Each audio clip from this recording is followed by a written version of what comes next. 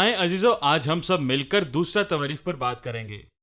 میں آج تعمیری کام اسی پر کروں گا تاکہ قوم کو واپس بلایا جائے۔ اسی واسطے ہم امریکہ میں کھڑے ہیں، ہم اقوام کے ساتھ اس دنیا میں کھڑے ہیں، اور ہم اس کوشش میں ہیں کہ اقوام کو خدا کے پاس واپس لایا جائے۔ یہ وہ نسل ہے جن کو خدا کی قدرت سے آشکار کرنا ہے، اس نسل کو تاریکی سے نکالنا اور اس نسل کو الہی روشنی میں لانا ہے۔ خدا کی بادشاہی سب کے لیے فراہم ہے اور وہ قوموں کو عزیزوں واپس بلاتا ہے۔ دیکھیے، چرچ کو ایک درست رویہ اختیار کرنا ہوگا۔ ہاں عزیزوں، ہمیں یہ اختیار کرنا ہوگا۔ اس قوم میں ہمیں عزیزوں غیر فعال نہیں ہونا ہے، ہمیں ہر طرح سے مفید ہونا ہے، کیونکہ ہم زندہ اور بابرکت قوم ہیں۔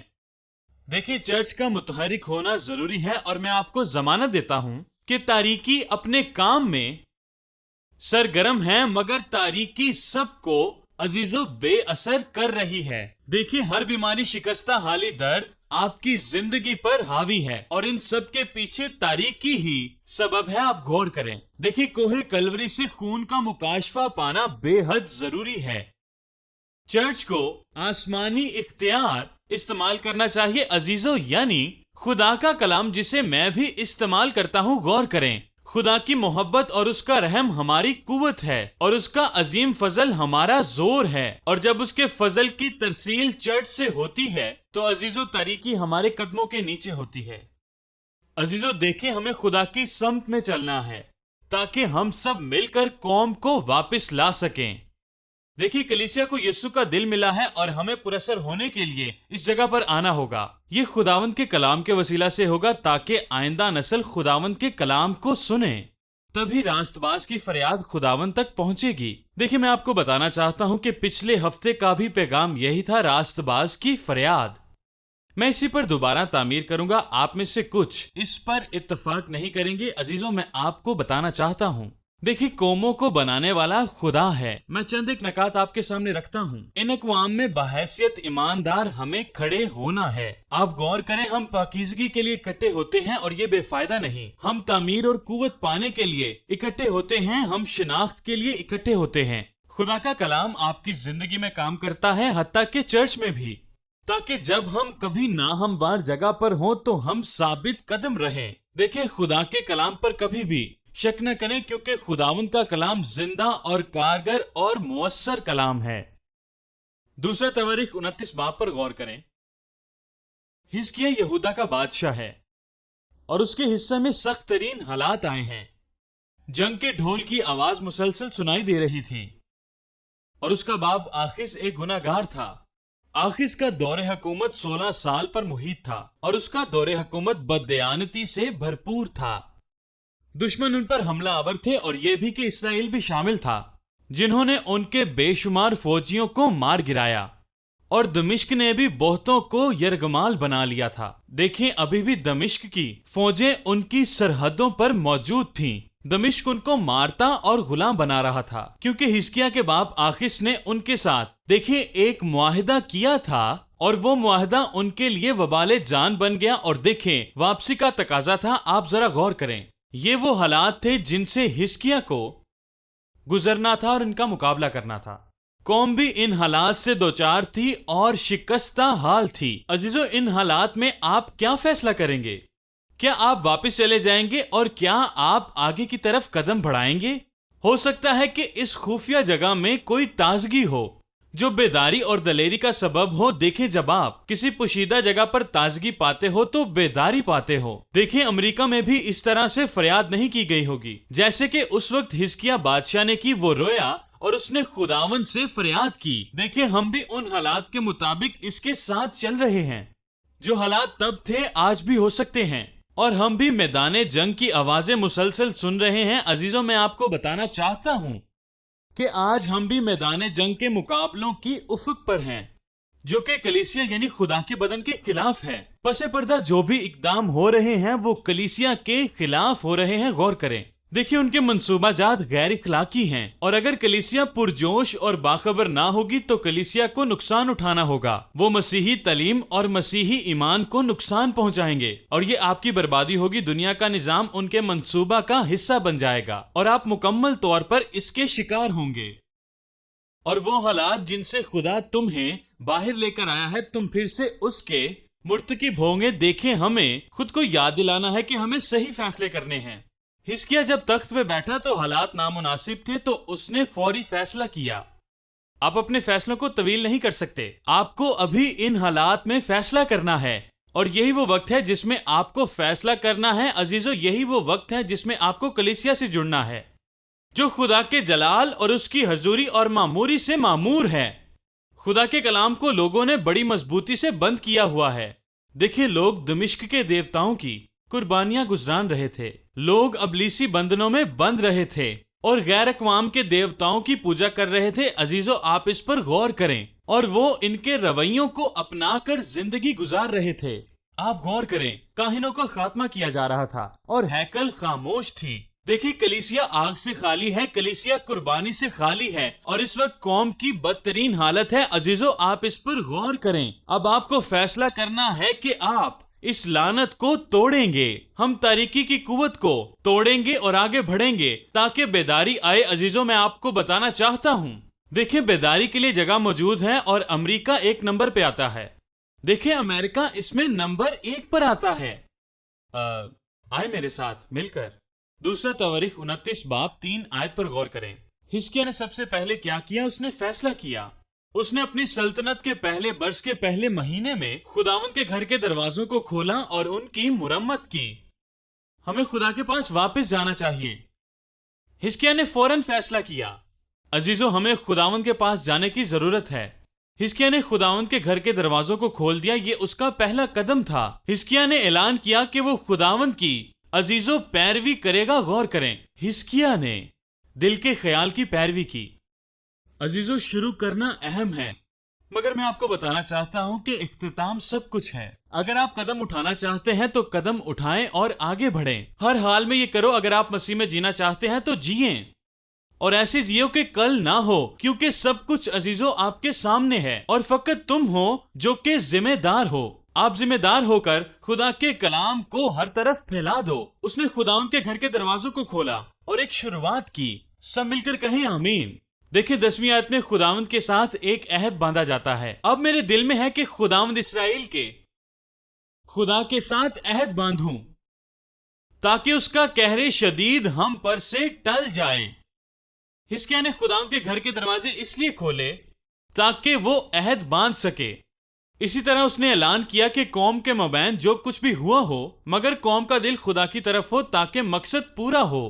دیکھیں، مکاشفہ کے بغیر کوئی رویا نہیں ہے۔ اقوام کے لیے تب تک بیداری نہیں ہے جب تک آپ کے اندر آگ نہ ہو۔ حزقیہ کہتا ہے، میں نے کچھ حاصل کیا ہے اور وہ میرے دل میں ہے، اور جو میرے دل میں ہے میں اس کا اعلان کروں گا، اور اگر آپ کے دل میں نہ ہوگا تو آپ کچھ تقسیم نہیں کر سکیں گے، اور اگر خداوند کی طرف سے تمہارے دل میں کچھ نہ ہوگا تو یہ سب بیکار ہے۔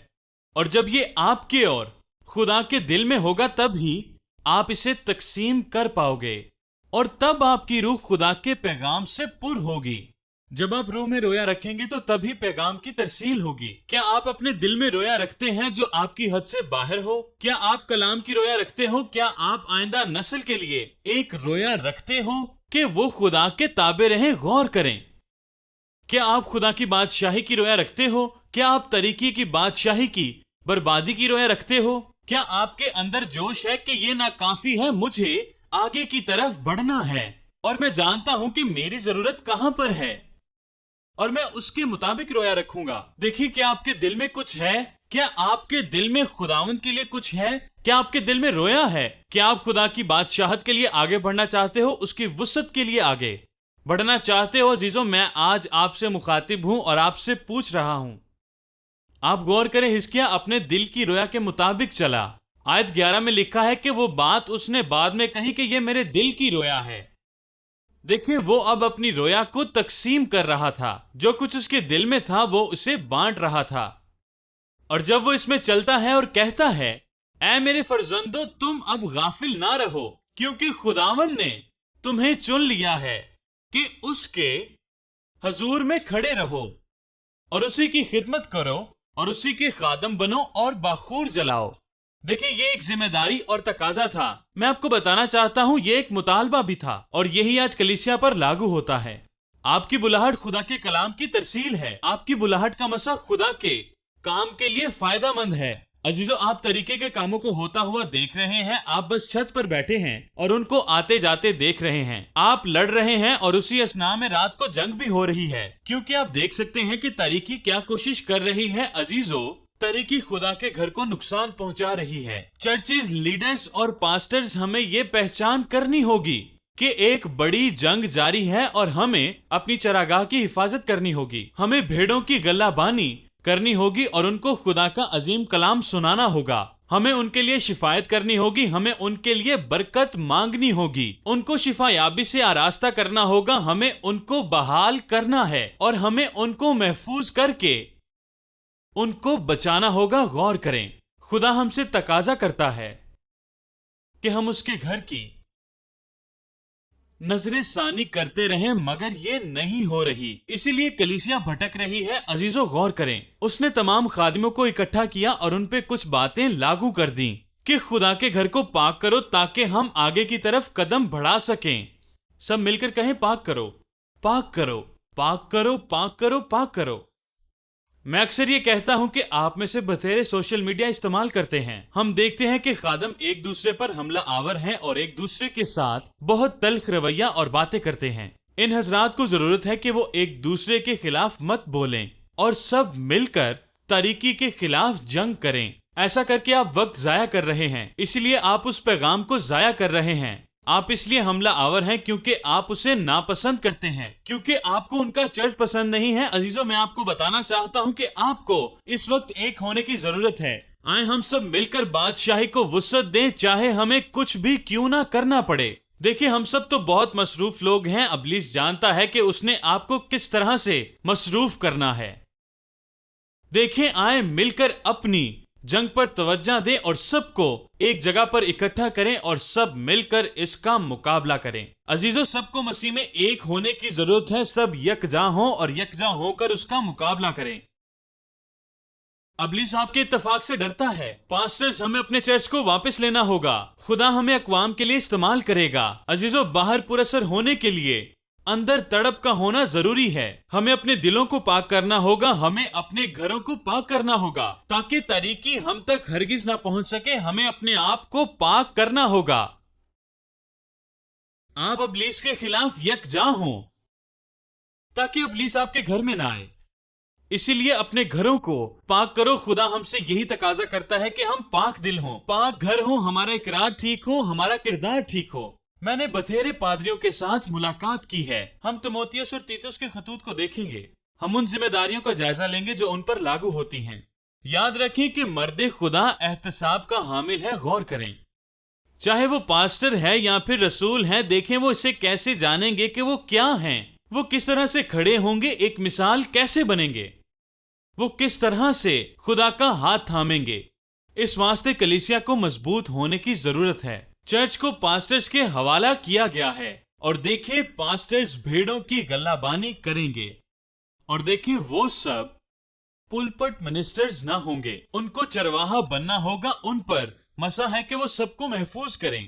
آپ حفاظت کو سمجھتے ہیں. دیکھیں ایک فرشتہ کا سامنے کھڑے ہو جانا اور چاروں طرف میں آگ کا ہونا اور تیز ہوتے جانا, اور ایک فرشتہ سامنے کھڑا ہو اور انتظار میں ہو اور میں کچھ بولوں اور وہ مجھ سے کچھ بولنا چاہتا ہو اور دیکھیں میں کچھ بولنا شروع کر دوں. عزیزو آپ اس بات پر غور کریں. خدا کی برکت, خدا کی حمایت, خدا کا جلال, خدا کا فضل اور دیکھیں چھڑایا جانا اور جو کچھ خدا سے منسوب ہے میں سب کچھ بولوں اور میں دیکھوں کہ وہ مڑا اور جنگ پر چلا گیا اور سب کچھ صاف ہوتا رہا. مجھے اس بات کا احساس ہے کہ بادشاہت کا اظہار ہونا چاہیے.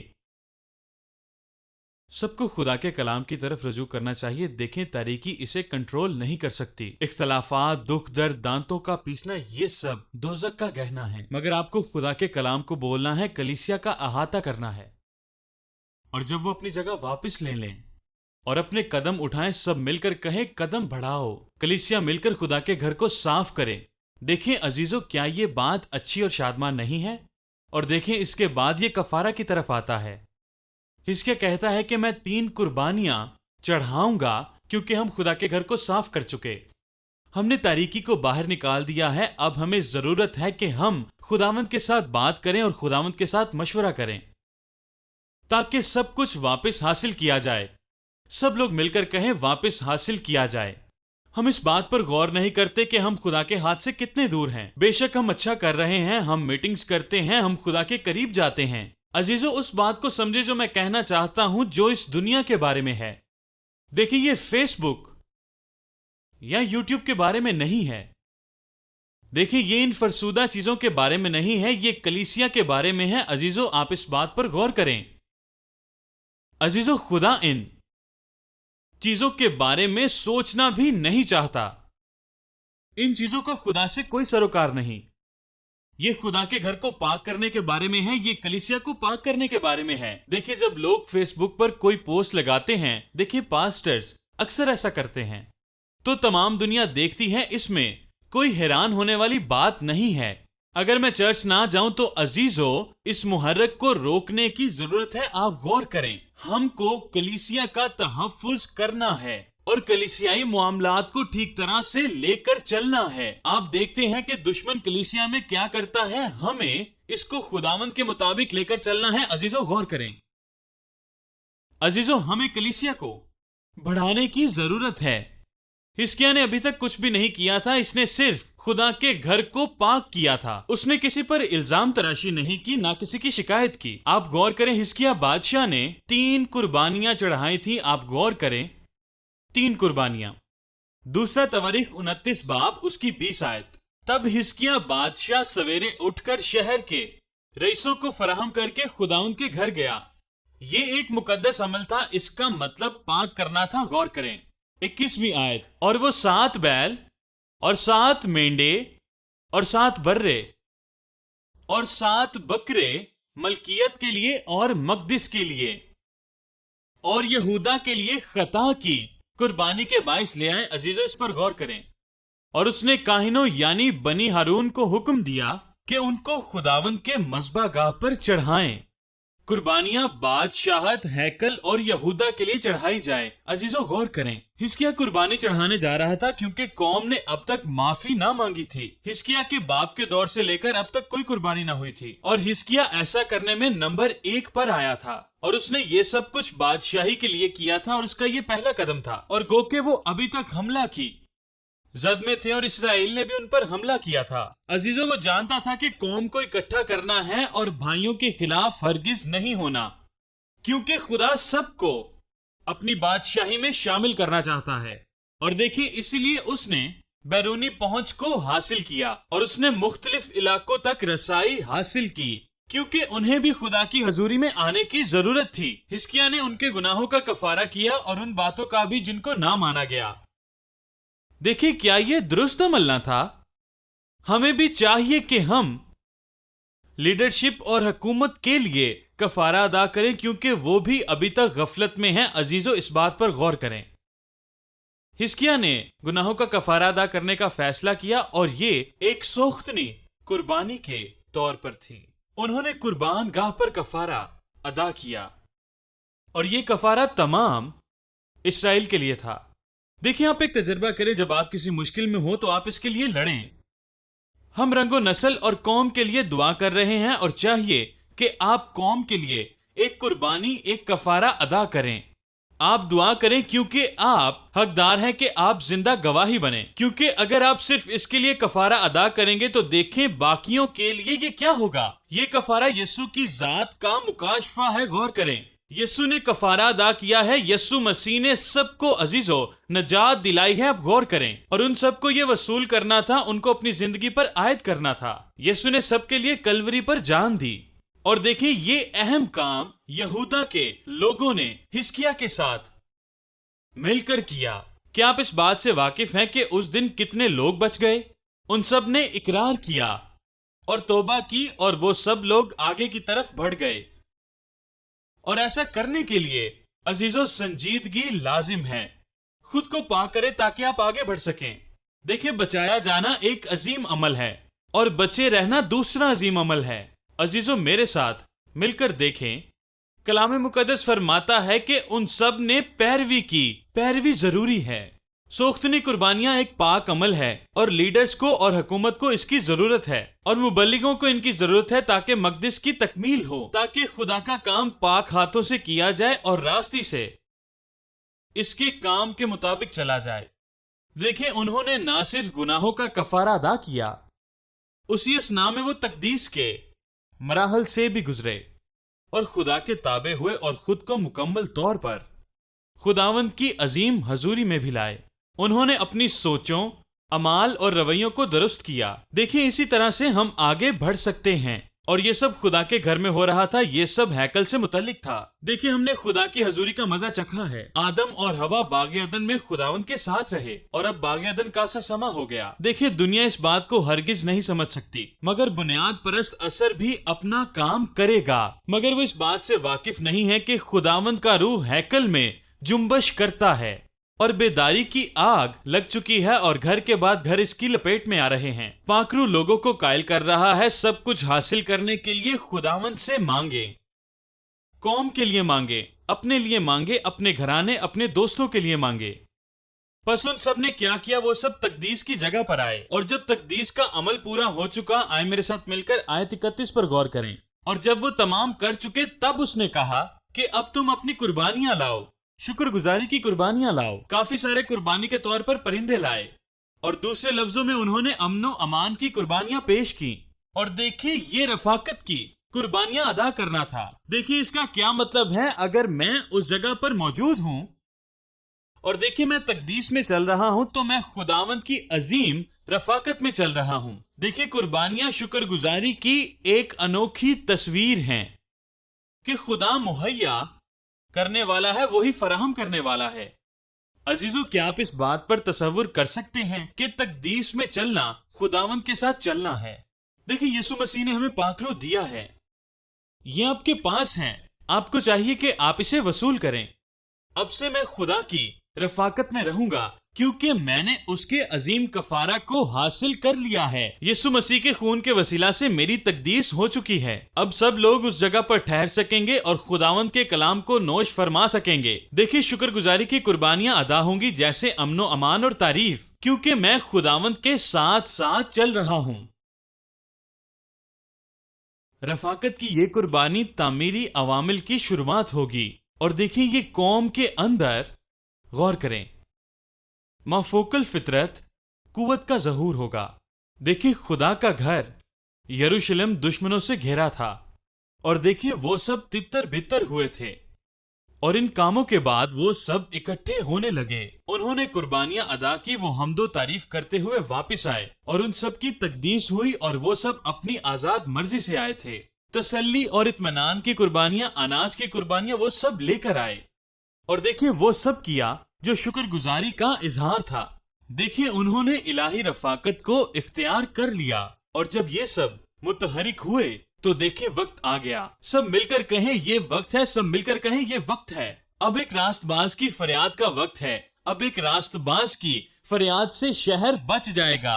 अजीजों, आप गौर करें, ये फरियाद उनकी तकदीस करेगी, उनकी रहनुमाई करेगी। आप गौर करें, ये फरियाद उनके अंदर पैदा हो रही थी। गौर करें, क्योंकि शुरुआत से भी हिजकिय्याह का दिल यही था।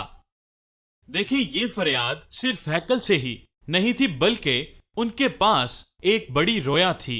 और अजीजों, मैं आपको बताना चाहता हूं कि ये रोया कौम की सलामती के लिए थी। उनको खुदा के अहद में वापस लाना था और ये सब चंद चीजों के साथ नहीं, बल्कि अजीम कुर्बानियों के साथ हुआ था। अजीजों, इस पर गौर करें और बचाए जाने की यकीन दहानी के साथ देखें। एक और कदम के साथ आप इस पर गौर करें। देखें, हिजकिय्याह का मकसद, हिजकिय्याह की रोया कौम की बेदारी से मुतल्लिक थी। अजीजों, आप गौर करें, आप कितना बड़ा मकसद अपनी जिंदगी में रखते हैं। हमारा खुदा हमारी सोचों से बढ़कर कर सकता है। वो अपने जलाल के वसीला से आपके लिए सब कुछ कर सकता है। देखिए, हिजकिय्याह के पास वो दिल था जो कौम का कफारा अदा कर सके, क्योंकि जब उसने हासिल किया तो हिजकिय्याह ने ललकारा। यहाँ पर एक रास्तबाज की फरियाद है जो जमीन से उठी और दूसरे कोने तक पहुंची। वो तमाम कबीलों तक पहुंची जो کنارہ کے دہانہ پر بیٹھے ہوئے تھے، آپ غور کریں، اور ان میں سے کچھ اپنے انتقال کا انتظار بھی کر رہے تھے۔ آپ چند سال انتظار کریں اور دیکھیں کیا دمشق حملہ آور ہوتا ہے اور تمام قوم پر غالب آتا ہے، اور دیکھیں وہ شخص جانتا تھا اور وہ باہر کھڑا تھا اور باقی قوم یہ سمجھنے سے قاصر تھی۔ پس حزقیہ اعلان کرتا ہے اور آواز بلند کرتا ہے، غور کریں، کہ تم اپنی پہلی محبت کا اظہار کرو، اپنی شروعات کی طرف راغب ہو، اس جگہ پر آؤ جہاں سے تمہیں چھڑایا گیا ہے، اس جگہ پر آؤ جہاں پر خدا نے تمہارے بندھنوں کو توڑا تھا۔ اپنی بنیاد کی جگہ پر واپس آؤ جہاں پر یسوع آپ سے ملاقات کرے گا۔ اب یہ وقت ہے صرف قربانیوں کے لیے نہیں، بلکہ وہ کہتا ہے مصر سے واپس آؤ اور کفاروں کو اپناؤ اور پہچانو کہ کس خدا نے تمہارے مخالفوں کو مسمار کیا اور غلاموں کو چھڑایا۔ عزیزو غور کریں، اس نے یہ پکار قوم کو دی کہ تم واپس آؤ۔ دیکھو اب کفارہ میں سے کھانے کا وقت ہے جو کہ ہم نے پہلے نہیں کھایا۔ غور کریں، اب پوری قوم خدا کی دل کی آواز کو سنیں۔ دیکھیں اب قوم ایک ہے، غور فرمائیں وہ کیا کہتا ہے۔ میں اس پر بات کرنے جا رہا ہوں، آپ اس پر غور کریں۔ دیکھیں میرے ساتھ مل کر باب 30 آیت۔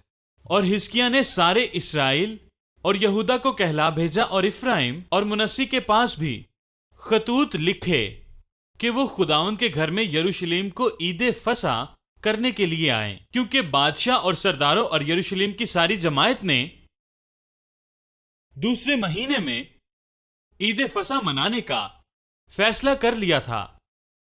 در حقیقت اسے پہلے مہینے میں ہونا تھا۔ آپ غور کریں، سب کچھ جلدی میں ہوا تھا اور وقت کے لحاظ سے اس کی ضرورت بھی تھی کہ اسے پہلے منایا جائے اور سب کو اکٹھا کیا جائے، اور اسی لیے اسے دوسرے مہینے میں منایا گیا۔ دیکھیں خدا سب کے لیے بھلا ہے، وہ سب کے لیے اچھا ہے، وہ بیداری لانے کے لیے کچھ بھی کرتا ہے۔ غور کریں، ہمیں امریکہ میں بیداری چاہیے اور خادموں میں بھی بیداری چاہیے اور ہر پلپٹ پر بیداری چاہیے۔ کیا آپ بلیک روڈ ریجیمنٹ کے بارے میں جانتے ہیں؟ واپس آئیں، واپس آئیں، قوم کی بنیاد پر واپس آؤ، تمام خادمین واپس آئیں، قوم کی آزادی کے لیے جنگ لڑو، کیونکہ وہ بہت بڑے دشمن تھے۔ لوگوں کو بچانے کے لیے عزیزو آپ کو پرجوش ہونے کی اشد ضرورت ہے۔ عزیزو آپ لوگوں کو فتح کے مقام تک لے آئیں۔ دیکھیں وہ سب تیار تھے، وہ سب خداوند کے کلام کو نوش فرما رہے تھے تاکہ وہ لوگوں کو اٹھا سکے، تاکہ وہ لوگوں کی رہنمائی لائق طور سے کر سکیں۔ یہ کوئی موسیقی سننے کے تعلق سے نہیں ہے جو عبادت خانہ میں بجتا ہے، یہ پلپٹ سے جاری خدا کے زندہ کلام کی بات ہے۔ آپ بغیر سنگیت کے جا سکتے ہیں، مگر خدا کے کلام کے بغیر نہیں جا سکتے۔ کلام کے بغیر کچھ بھی نہیں ہو سکتا، اس بات کو آپ ہمیشہ یاد رکھیں۔ چرچ خدا کے کلام کے بغیر نہیں چل سکتا۔ موسیقی کے سہارے بیداری نہیں آ سکتی۔ آپ سب کو خدا کے کلام کے ساتھ بھرنا ہوگا۔ آپ سب لوگوں کو تیار کریں اور ان کو خداوند کے بارے میں بتائیں۔ دیکھیں تاریکی دروازے پر بیٹھی ہے اور وہ دروازے سے اندر کی طرف آنا چاہتی ہے۔ ہم سب اپنے بادشاہ کے ساتھ اپنی جنگ میں شریک ہیں، آپ کو اپنا حصہ ڈالنا ہے۔ عزیزو آپ غور کریں، چرچز میں لوگ کم تعداد پر آتے ہیں اور یہ کوئی بڑی یا حیران کن بات نہیں ہے۔ یروشلم کاہنوں سے بھرا تھا اور وہ خداوند کو پکار رہے تھے۔ بڑی بیداری آنے کو تھی اور وہ حقیقت سے ناواقف تھے۔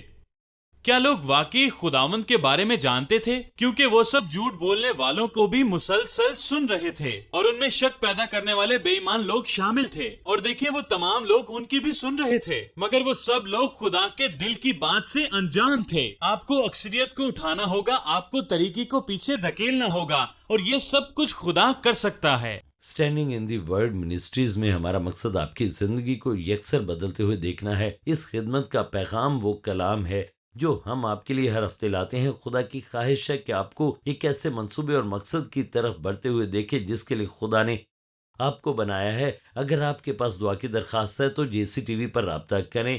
آپ freshfires@standingintheword.org پر رابطہ کریں۔ یاد رکھیں کہ خدا کے پاس آپ کی زندگی، تقدیر اور اس کی بلاہٹ کے لیے بہترین منصوبہ ہے۔